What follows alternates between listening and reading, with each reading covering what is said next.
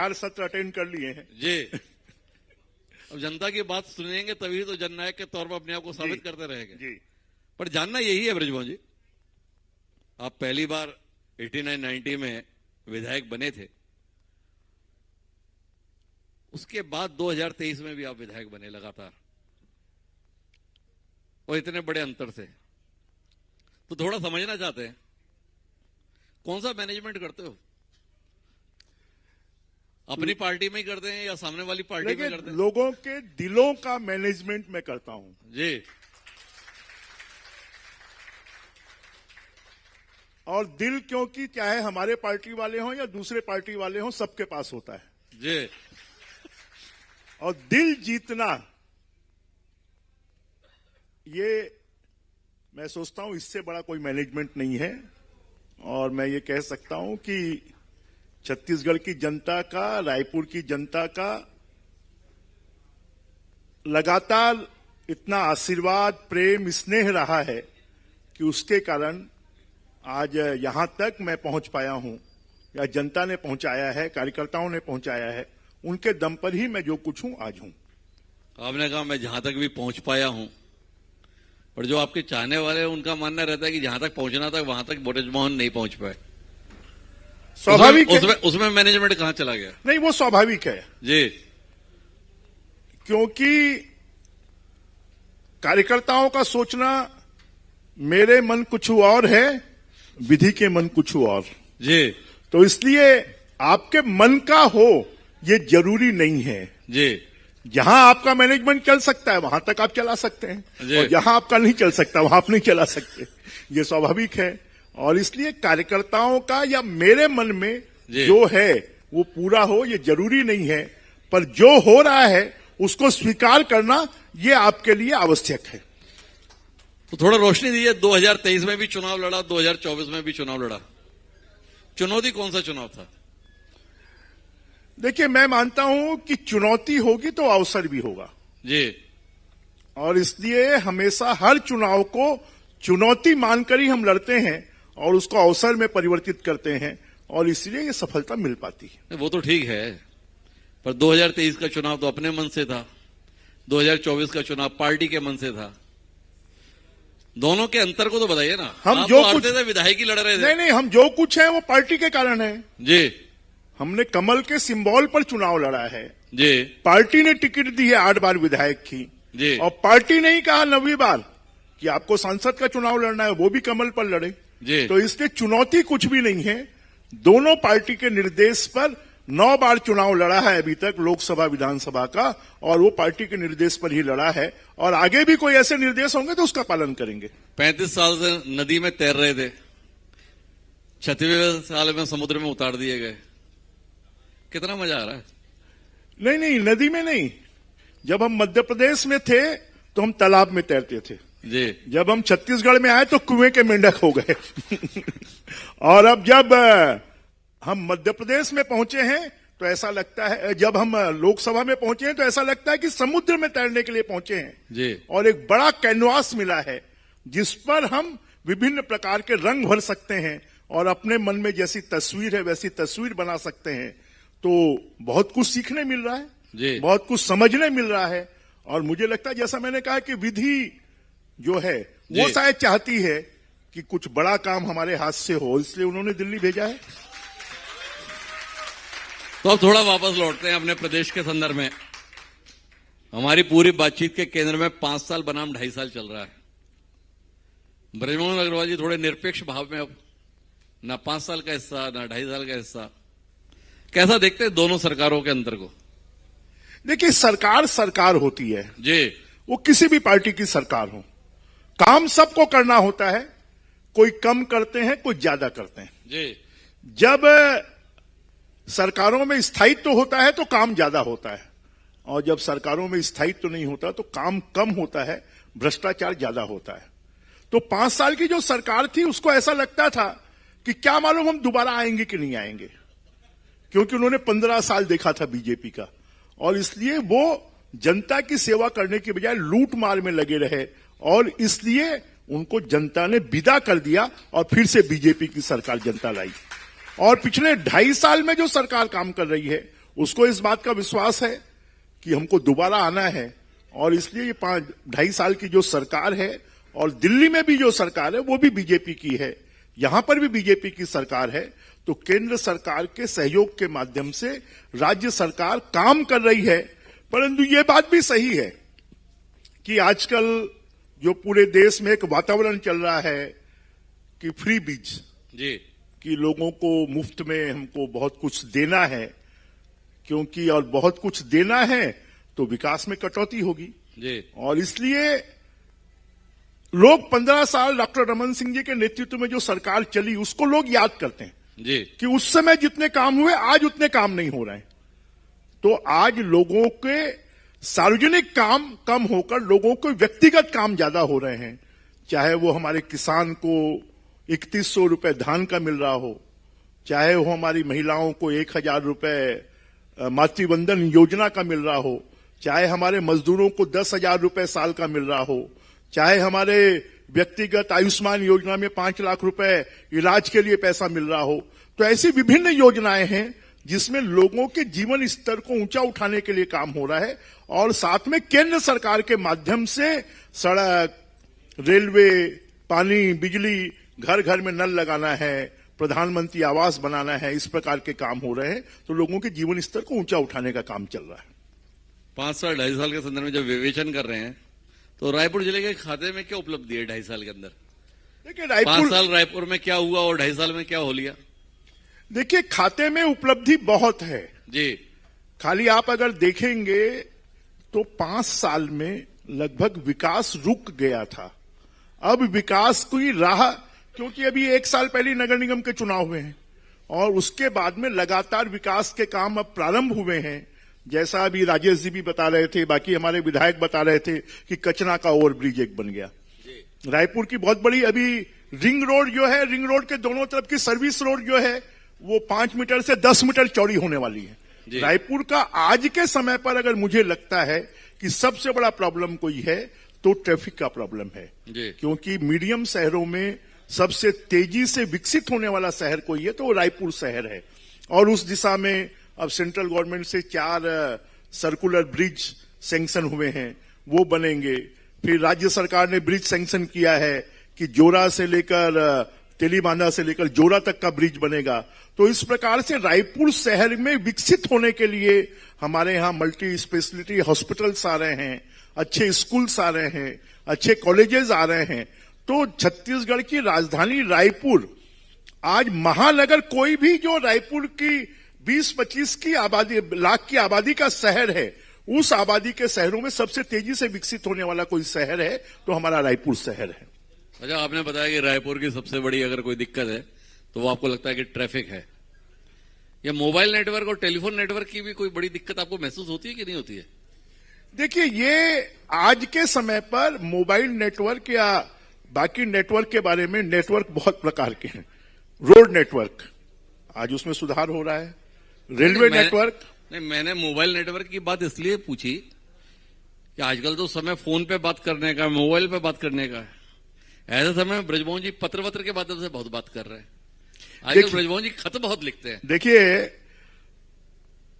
मैं आज भी मानता हूं कि प्रिंट मीडिया की वक्त को कोई खत्म नहीं कर सकता जी, और आप इसीलिए आईएनएच के साथ साथ हरिभूमि भी चलाते हैं जी। अगर उसकी वक्त नहीं होती तो आईएनएच चलता, हरिभूमि बंद हो जाता जी। इसलिए जो खत होता है जी, और सरकारी काम, क्योंकि मुझे लगभग 18 साढ़े 18 साल का मंत्री रहने का अनुभव है जी, कि सरकार में जो काम लिख के दिया जाता है और उसके ऊपर में जो एक्शन होता है और वो जो रिकॉर्ड बनता है, 50 साल बाद भी उस रिकॉर्ड को, राजेश जी बता रहे थे, फाइलों को आप देखो कि फाइलों में जो दर्ज होता है वो कभी समाप्त नहीं हो सकता। बाकी चीजें तो समाप्त हो सकती है। आज की जरूरत है कि हम प्रिंट मटेरियल को या राइटिंग को हम खत्म नहीं कर सकते।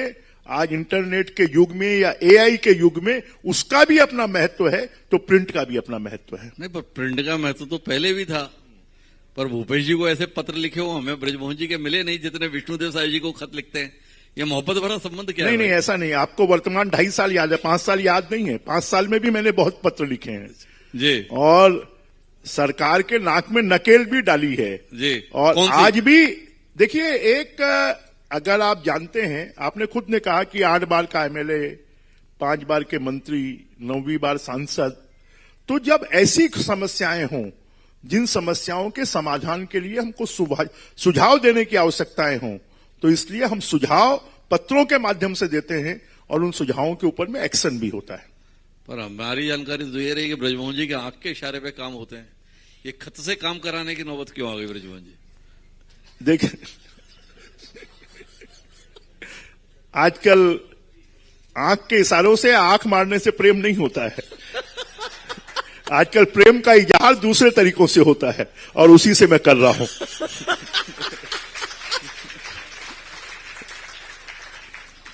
तो ब्रजमोहन जी, अपन जैसे रायपुर के संदर्भ में बात कर रहे हैं, एक तरफ नया रायपुर है, एक तरफ रायपुर है। क्या आपको लगता है कि नए रायपुर को प्राथमिकता देने के कारण रायपुर का विकास कहीं अवरुद्ध हुआ है या रायपुर प्रायोरिटी में कहीं पीछे रह जाता है? इसके संदर्भ में आपका निजी तौर पर अनुभव क्या है? देखिए, निश्चित रूप से 21वीं सदी का पहला कोई नया शहर बना पूरे एशिया में तो हमारा नया रायपुर बना। नया रायपुर भी विकसित होना चाहिए, परंतु नया रायपुर पुराने रायपुर की कीमत पर विकसित नहीं होना चाहिए। इसके पुराने रायपुर को विकसित करना, मैं सुन रहा था जब आप अटल नगर प्राधिकरण के सीईओ से बात कर रहे थे। सीईओ हैं, उनसे आप बात कर रहे थे, कलेक्टर इनसे बात कर रहे थे, तो पुराने रायपुर की कीमत पर नए रायपुर का विकास नहीं होना चाहिए, क्योंकि किसी भी शहर के विकास करने के लिए वहां पर एजुकेशन, वहां पर हेल्थ, वहां पर इंटरटेनमेंट, ये तीनों सबसे बड़ी आवश्यकता है नई पीढ़ी की, और वो अभी वहां पर नहीं है।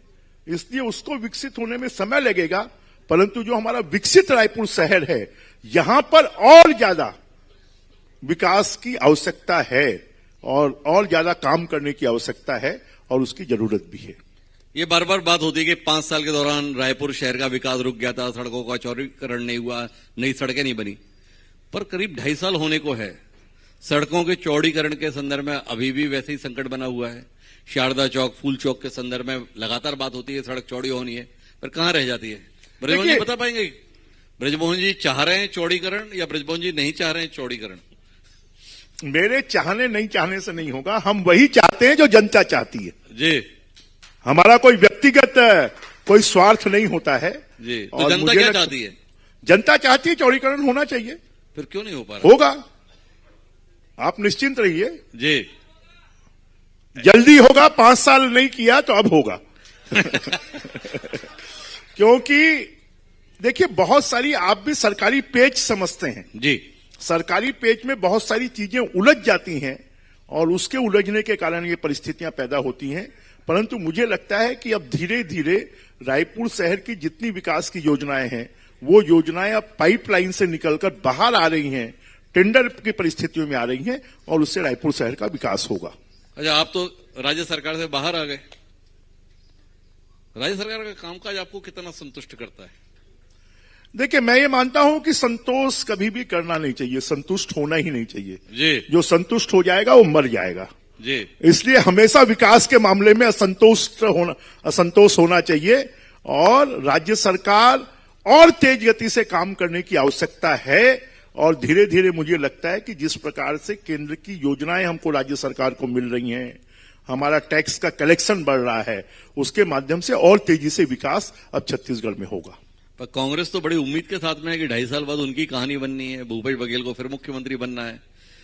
ब्रजमोहन जी का अनुभव बहुत है, क्या देखते हैं कांग्रेस की उम्मीदों को? देखिए, बिल्ली के भाग से कभी ठीका थोड़ी टूटता है, तो उम्मीद तो सबको रखना चाहिए जी। और उम्मीद रखना कोई खराब भी नहीं है जी। अगर उम्मीद रखना बंद कर देंगे तो राजनीति छोड़ देंगे जी, राजनीति से बाहर हो जाएंगे।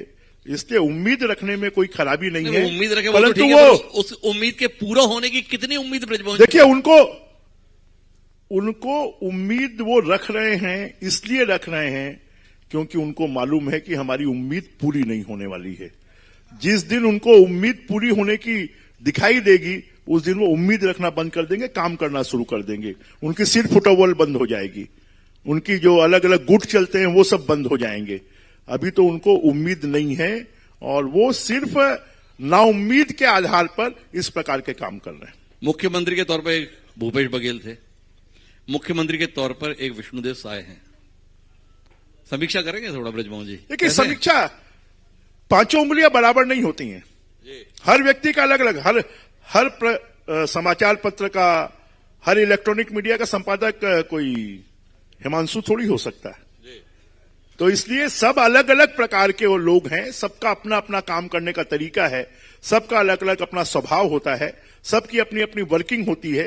इसलिए एक दूसरे से तुलना नहीं की जा सकती, कामों से तुलना की जा सकती, व्यक्ति से तुलना नहीं की जा सकती। नहीं, हमने तो राजनेता से प्रश्न किया है, किसी आध्यात्मिक संत से थोड़ी किया है।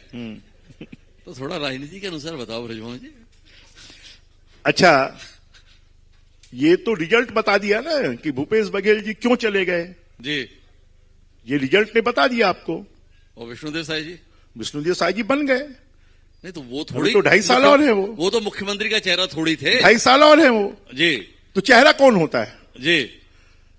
देखिए, कहते हैं कि किस्मत से ज्यादा जी और समय से पहले किसी को कुछ नहीं मिलता। हमने आपसे इसलिए कब किसका भाग्य चमक जाएगा इसको कोई नहीं कह सकता।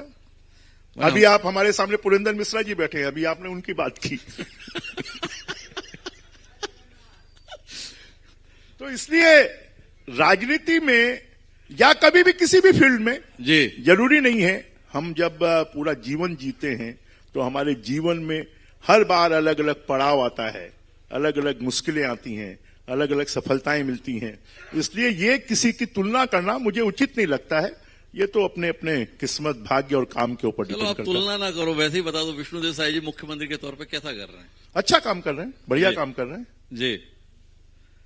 और मोदी जी कैसा कर रहे हैं? मोदी जी और अच्छा कर रहे हैं जी। क्या देख पाए आप? सांसद बन के तो आपको बड़ी नजदीकी से उन्हें देखने, जानने, समझने का मौका मिल रहा है। देखिए, मुझे क्या देख पाए आप मोदी सरकार को? देखिए, पहला कोई देश का ऐसा प्रधानमंत्री है जी जो जिस योजना को बनाता है उस योजना को जमीन पर धरातल तक उतारता है जी। और वो कभी जाति धर्म के आधार पर काम करने की बजाय वो व्यक्ति की आर्थिक रूप से कमजोर लोग हैं उनके सुविधा कैसे हो सकती है, चाहे प्रधानमंत्री आवास हो, चाहे गैस के कनेक्शन हो, चाहे इलाज हो, चाहे फिर घर घर में जल जीवन मिशन का जल पहुंचाना हो, कि देश के आम आदमी के जीवन स्तर को हम कैसे ऊंचा उठा सकते हैं, उसी में वो अपना पूरा समय लगाते हैं। और उसी के कारण भारत की 25 करोड़ लोग भारत के गरीबी रेखा से ऊपर उठे हैं और लोगों के जीवन स्तर में सुधार आया है। तो ऐसे चमत्कारी व्यक्ति नरेंद्र मोदी हैं। ब्रजमोहन जी भी चमत्कारिक हैं, सफलताएं हैं। ब्रजमोहन जी की कोई इच्छा है कि मोदी जी के साथ सांसद के तौर पर तो काम कर रहे हैं, मंत्रिमंडल के सहयोगी के तौर पर भी काम कर ही लिया जाए? मैंने पहले इसका जवाब दे दिया है कि आज तक मैंने जो कुछ किया है वो पार्टी के आधार पर, मेरे भविष्य का निर्णय पार्टी करती है और आने वाले समय पर भी जो निर्णय पार्टी करेगी, पार्टी की लीडरशिप करेगी, उसको मैं स्वीकार करूंगा। नहीं, मैंने तो इच्छा पूछी, स्वीकार और स्वीकार का तो विषय नहीं है। ये तो पता है कि ब्रजमोहन जी जब लोकसभा का चुनाव लड़ लिए तो पार्टी कहेगी कि मंत्री बनो तो कौन से इंकार कर देगा, नहीं मैं शपथ नहीं लूंगा। ब्रजमोहन जी की अपनी इच्छा क्या है? कोई इच्छा है कि मोदी जी के जैसे व्यक्तित्व के साथ बतौर मंत्री भी काम करने का मौका मिले? जनता दूसरी मांग कर रही है, पर ब्रजमोहन जी की अपनी इच्छा, देखिए, नीचे से आ रही आवाज वाली मैंने कहा या मैंने जो सवाल किया वो इच्छा है? आपने जो सवाल किया, नीचे से भी जो आवाज आई, दोनों आवाज अच्छी है। तो दोनों आवाज अच्छी है, ये ब्रजमोहन जी का कहना है। तो दोनों आवाजों के संदर्भ में आपको शुभकामनाएं ब्रजमोहन जी। चलिए, धन्यवाद। तो कुल मिला के ये हमारी ब्रजमोहन अग्रवाल जी से बातचीत थी, जिसके अंतर्गत उन्होंने सावगोईता से अपनी बातों को रखा, विकास के संदर्भ में अपना दृष्टिकोण दिया। और सबसे महत्वपूर्ण बात यह कि उन्होंने कहा विकास को लेकर कभी संतुष्ट नहीं हुआ जा सकता। अगर आपको निरंतर कुछ बेहतर करना है तो एक असंतोष अपने अंदर रखना होगा, तभी आप और बेहतर कर पाएंगे। तो ब्रजमोहन जी के संदर्भ में हमारी दिल से शुभकामनाएं और आपका बहुत बहुत आभार ब्रजमोहन जी, हमारे साथ इस बातचीत का सौर के लिए। मैं चाहूंगा एक बार जोरदार हिमांशु जी को बहुत बहुत धन्यवाद।